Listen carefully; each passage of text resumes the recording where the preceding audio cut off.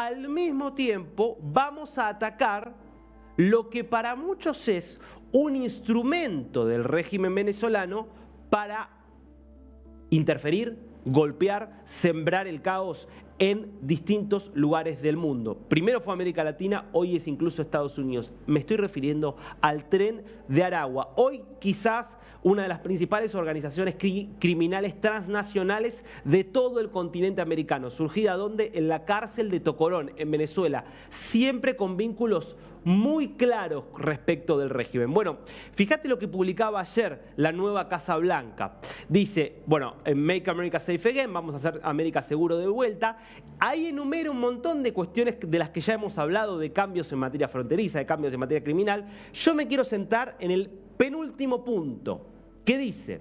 El penúltimo punto hacia abajo. El presidente Trump va a comenzar el proceso de designar a los carteles, esto lo contamos antes, pero fíjate acá, incluido el peligroso Tren de Aragua,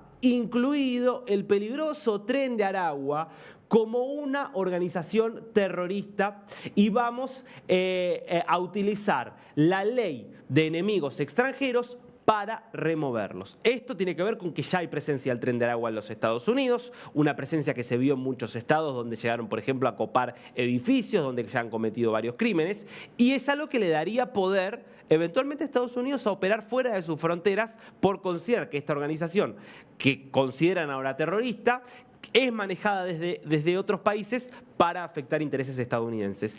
Inmediatamente apareció la respuesta del régimen venezolano queriendo despegarse por completo del Tren de Aragua y diciendo esto: Venezuela desmanteló en su territorio la banda conocida como el Tren de Aragua. Este es un comunicado del Ministerio Público Fiscal que conduce Tarek William Saab. El Ministerio Público informa a la opinión pública nacional e internacional que la lucha contra los grupos estructurados de delincuencia organizada es un eje central de su trabajo en defensa de la paz. Y desde los inicios de nuestra gestión hemos desarrollado una ardua tarea para desmantelar grupos delictivos como el Tren de Aragua. Esto decía el Ministerio Público Fiscal, y quien después se refirió en una conferencia de prensa a esto fue Diosdado Cabello, ministro del Interior, Seguridad, Justicia y Paz de Venezuela. Brevemente escuchá lo que decía al respecto Diosdado Cabello.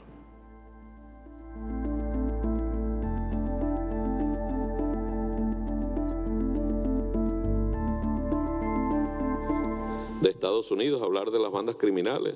Pregunte. El FBI tiene todo eso, estamos seguros. Si allá hay una inteligencia medianamente buena, que debe tenerla, debe saber qué ocurrió con el Tren de Aragua. ¿Quién se llevó el Tren de Aragua para Colombia? ¿Por qué se llevó Uribe el Tren de Aragua para Colombia? ¿Por qué Duque se llevó el Tren de Aragua y a sus dirigentes?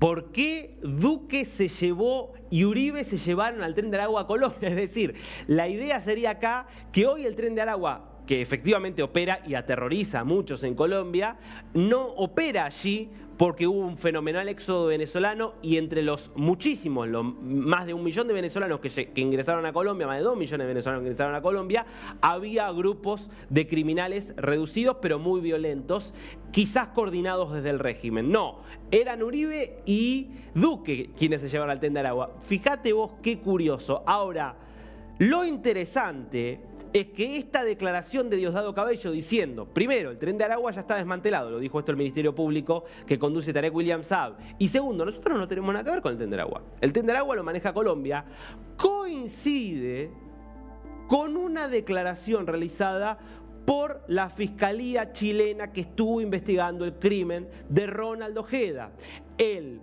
militar venezolano que tenía estatus de refugiado en Chile y que el 21 de febrero del año pasado fue secuestrado y días después apareció asesinado. Se sabía desde hace tiempo que el Tren de Aragua, con mucha presencia también en Chile y causando mucho terror en Chile, había estado detrás de ese secuestro.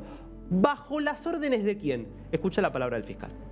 Acá lo que hubo es una contratación del Tren de Aragua para efecto de secuestrar y asesinar finalmente a Ronald Ojeda. La preparación que vimos en aquel hecho es una preparación que nunca se vio en las actuaciones que hizo el Tren de Aragua. ¿Y encargado por quién? Claro. Nosotros... Pedímela a Lucía, ya está Lucía, ok, me escuchan los dos. Lo que nosotros estimamos que está detrás de este hecho el gobierno venezolano. Acá lo que hubo es una contratación... Contundente, la Fiscalía diciendo, creemos que quien estuvo de esto, contratando al Tren de Aragua, fue el régimen venezolano. Entonces, de ahí viene esta preocupación y este deseo de desmarcarse del Tren de Aragua, porque ahora es Estados Unidos el que está detrás de desmontar al Tren de Aragua. Quiero ir ya mismo hacia Chile con Lucía López, que viene haciendo una cobertura desde hace un año sobre este crimen estremecedor que ocurrió allí en Chile, así que para mí es un placer, primer contacto que tenemos en este 2025 ella y yo. Así que, Lucía, ¿cómo estás? Un gusto saludarte. Un gusto para mí también volver a encontrarme contigo, Darío, para hablar de este tema que es tan relevante porque cruza toda la región. Vemos desde Estados Unidos hasta Chile, precisamente y Argentina también la preocupación por la participación del Tren de Aragua, ya no solo como una banda de crimen organizado, preocupada de hacer negocio, como bien lo decía el fiscal en esta entrevista que realiza en Radio ADN, y ellos gentilmente nos pasan este video, no solamente preocupado de hacer crecer su negocio a partir del contrabando de armas, a partir del narcotráfico, sino también ahora siendo contratados por lo que estima la Fiscalía y el fiscal Héctor Barro, que es el fiscal jefe del equipo de crimen organizado y homicidios, el ECO, contratados para cometer crímenes políticos. En este caso, recordemos que en abril del año pasado, a propósito de las fechas que tú mencionabas, ¿no es cierto? Febrero, secuestrado por sujetos vestidos de la Policía de Investigaciones de Chile. Luego, encontrado su cuerpo. Y en abril se produce la primera declaración del fiscal Barro señalando que detrás del crimen Ojeda, dado que se habían descartado todas las otras hipótesis, había, según él, un móvil político. Avanza con esta declaración dada en la jornada de ayer en relación a culpar directamente al gobierno de Maduro, porque en esa época lo que dijo el fiscal es que había un móvil político, pero que el gobierno de Nicolás Maduro iba a tener que demostrar, colaborando con la investigación, que no estaban vinculados directamente.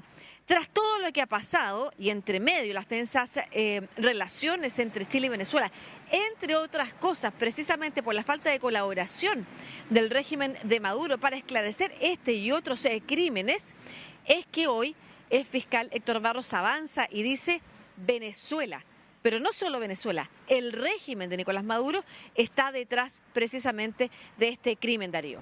Bueno, la verdad es que es contundente, hay que decirlo aquí, porque lamentablemente en América Latina, y Argentina es un testimonio de eso, los crímenes más oscuros suelen quedar en la impunidad y suele pasar mucho tiempo hasta que se empieza a conocer la verdad. Aquí hay que decir, la justicia chilena actuó muy rápido, no se ha cumplido un año y ya se han identificado con bastante certeza quiénes fueron los autores materiales y ahora quiénes fueron los autores intelectuales, los que ordenaron eso. Recordemos un poco, Lucía, si querés, todos los intentos que hizo también el régimen de interferir en esta causa, esa famoso envío de miembros del Ministerio Público que querían entrevistar a los acusados, ¿no?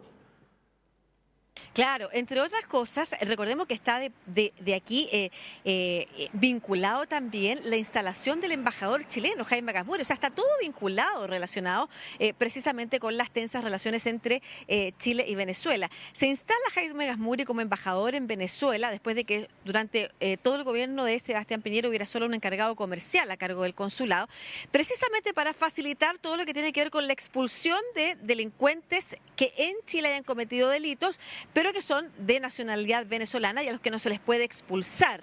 Algo que también va a estar presente en las negociaciones que tenga Venezuela con Estados Unidos. Hay que ponerle ojo ahí a propósito de lo que tú venías relatando. En ese contexto va primero el que entonces era el zar de la seguridad en Chile, Manuel Monsalve, a firmar un acuerdo en Venezuela de colaboración para el intercambio de información en la persecución del crimen organizado y también de estos delincuentes que estarían operando en nuestro país y que vienen desde Venezuela.